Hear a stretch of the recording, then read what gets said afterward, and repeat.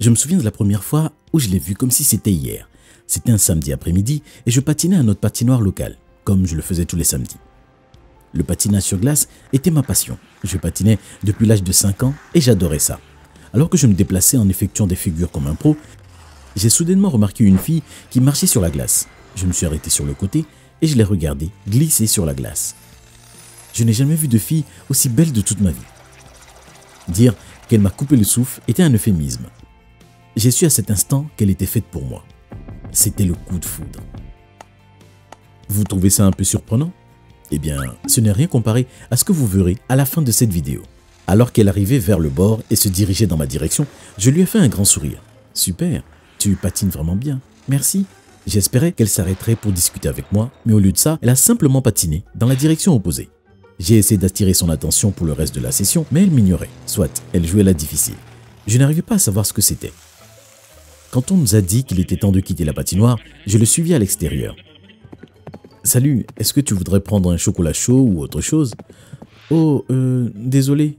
Non, je dois y aller. » J'ai essayé de cacher ma déception. Ok, peut-être une autre fois. Je l'ai regardé descendre la rue. Et si je ne revoyais plus?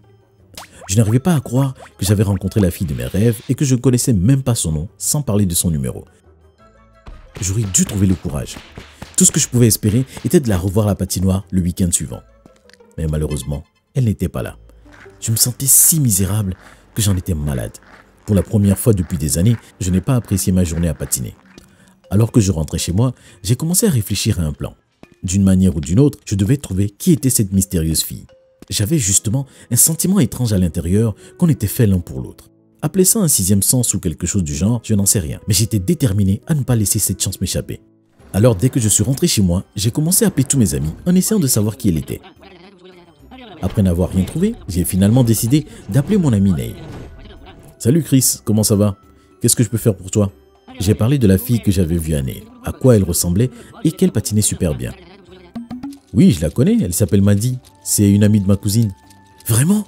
Tu en es sûr? »« Oui, c'est elle. »« Oh mec, tu dois me la présenter. »« Ok, calme-toi. Écoute, ma cousine fête son anniversaire vendredi prochain. Je suis sûr que Maddy sera là. Tu peux venir si tu veux. »« Merci, je viendrai. » Le jour J est arrivé et j'ai passé des heures à me décider quoi porter. Je voulais être sûr d'être parfait. Je me suis regardé dans le miroir et j'ai souri. Il n'y a pas moyen qu'elle me résiste. Je suis d'abord allé chez Neil, puis on est allé ensemble à la fête. Dès que je suis entré dans la pièce, je l'ai vue. Elle était debout, en train de discuter avec un groupe de filles. « Regarde Neil, c'est elle, là-bas !»« Eh bien, qu'est-ce que tu attends? Souhaite-moi bonne chance. » Je me suis dirigé vers le groupe de filles et je me suis présenté. « Salut, je m'appelle Chris. Dis, je ne t'aurais pas vu à la patinoire la semaine dernière? »« Oh oui, sûrement. »« Tu patines super bien. Merci. On devrait aller faire du patinage ensemble un jour. »« Oh, je ne sais pas. »« Tu devrais, ça serait amusant. »« Oui, eh bien, je vais y réfléchir. En tout cas, on va apprendre à boire. À plus tard. » Je débordais presque de bonheur quand je suis allé retrouver Neil. Elle a dit qu'elle va y réfléchir. Ça s'annonce bien, hein? J'imagine. Mais tu devrais certainement l'impressionner un peu plus si tu veux qu'elle dise oui. J'ai réfléchi à ce que Neil avait dit et j'ai réalisé qu'il avait probablement raison. Les filles, comme a dit, n'étaient pas faciles. On devait faire beaucoup d'efforts pour qu'elle nous remarque. J'ai donc passé le reste de la soirée à discuter avec elle à chaque occasion. Au début, elle agissait un peu froidement. Mais à la fin de la soirée, elle riait de mes blagues stupides et semblait apprécier ma compagnie. Alors, qu'est-ce que tu en penses? Est-ce qu'on va faire du patinage samedi prochain? Je ne sais pas, je ferais mieux de vérifier mon journal. Allez, c'est bien que ça sera amusant. Tu aimes patiner, n'est-ce pas? D'accord, j'imagine qu'on peut patiner ensemble. J'avais envie de sauter de joie et de hurler à tout le monde que Maddy avait accepté de sortir avec moi. Mais au lieu de ça, j'ai gardé mon excitation à l'intérieur et je l'ai joué cool. Super, on se voit à 14 h. D'accord. J'étais impatient d'être le samedi suivant. Le reste de la semaine semblait passer lentement, mais finalement, le jour J est arrivé et j'ai pris mes patins avant d'aller à la patinoire. Quand je suis arrivé, elle n'était pas là. J'ai commencé à patiner sur la glace. Et si elle ne venait pas?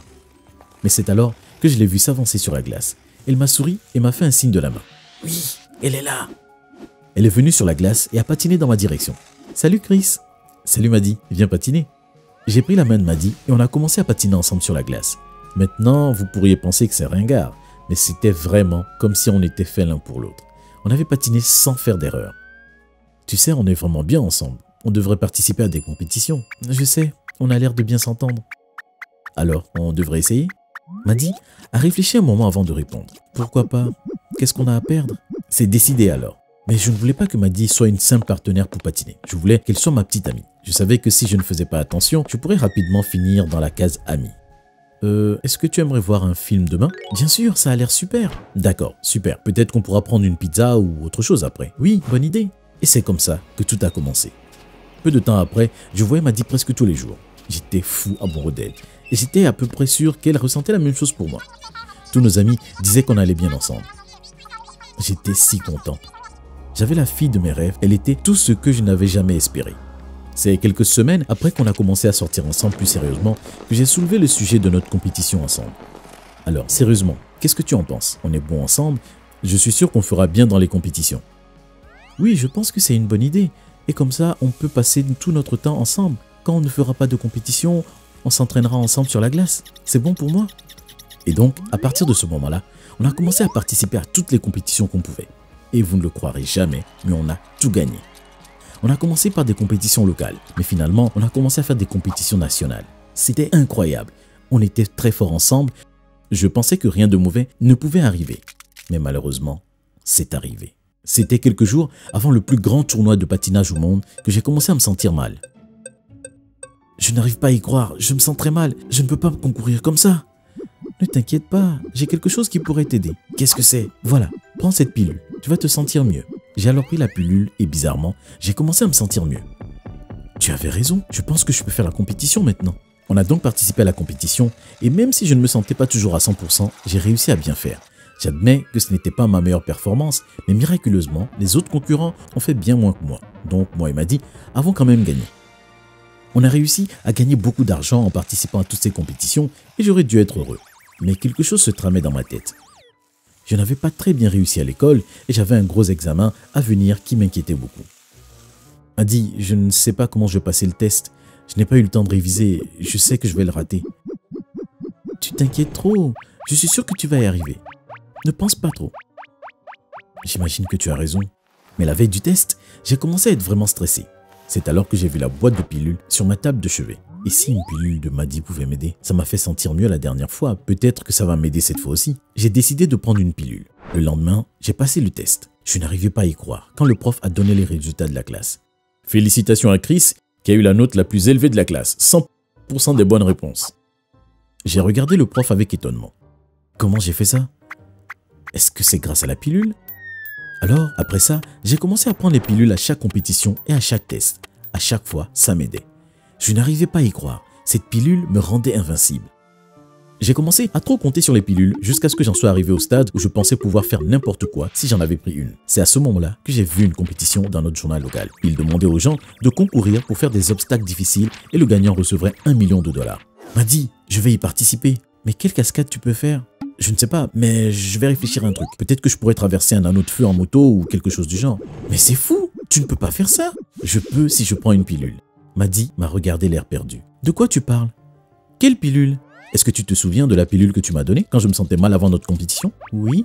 Eh bien, j'ai gardé la boîte et je prends des pilules avant chaque compétition et chaque test. Elles me rendent invincible. Je peux faire n'importe quoi et je réussis tout le temps. Mais Chris, ce n'est pas vrai! Bien sûr que c'est vrai. Comment peux-tu expliquer que j'ai réussi? J'étais si malade avant notre compétition et on a quand même réussi à gagner. Oh Chris, je dois te dire quelque chose. Qu'est-ce que c'est? La pilule que je t'ai donnée n'est qu'un placebo. Il n'y avait rien dedans pour te rendre invincible. Je pensais que si tu étais convaincu que la pilule te rendrait meilleur, tu te sentirais mieux. Alors comment j'ai pu faire aussi bien? Ce n'est pas que tu as bien fait. C'est juste que les autres étaient mauvais. Ce n'est pas possible. Non, c'est vrai. Écoute, je me suis faufilé dans les vestiaires avant la compétition et j'ai frotté les lames de tous les patins concurrents avec du papier de verre. Leurs lames étaient si émoussées qu'ils ne pouvaient pas bien patiner. C'est pour ça qu'on a gagné. D'accord, mais comment tu expliques que j'ai réussi à obtenir un score parfait à mon examen? Je l'ai fait tout seul. Non, Chris, ce n'est pas vrai. De quoi tu parles? C'était moi aussi. Mais comment? J'ai piraté l'ordinateur de l'école et j'ai changé toutes tes mauvaises réponses en bonnes réponses. J'étais en état de choc. Je n'arrivais pas à croire ce qu'elle me disait. Et pour les autres compétitions, on a tout gagné. À chaque fois, j'ai trouvé un moyen de tricher pour qu'on puisse gagner. Alors ça n'avait rien à voir avec la pilule? Ça ne m'a pas rendu invincible? Non, mais comment as-tu pu faire ça? Tu ne peux pas gagner des compétitions et réussir mes tests en trichant. Tu n'as aucune idée du genre de personne que je suis, n'est-ce pas? Ne dis pas ça, Chris. J'ai fait ça pour te faire plaisir. Eh bien, tu ne m'as pas du tout fait plaisir. En fait, tu m'as rendu vraiment en colère. Je suis désolé, pardonne-moi. Je suis désolé, Maddie, c'est fini. Non, je ne veux plus rien avoir avec toi. Tu n'es pas la fille que je pensais que tu étais. J'ai alors réalisé que j'avais été aveuglé par l'amour. Je n'avais pas vraiment découvert quel genre de fille était Maddie. J'avais juste été influencé par sa beauté.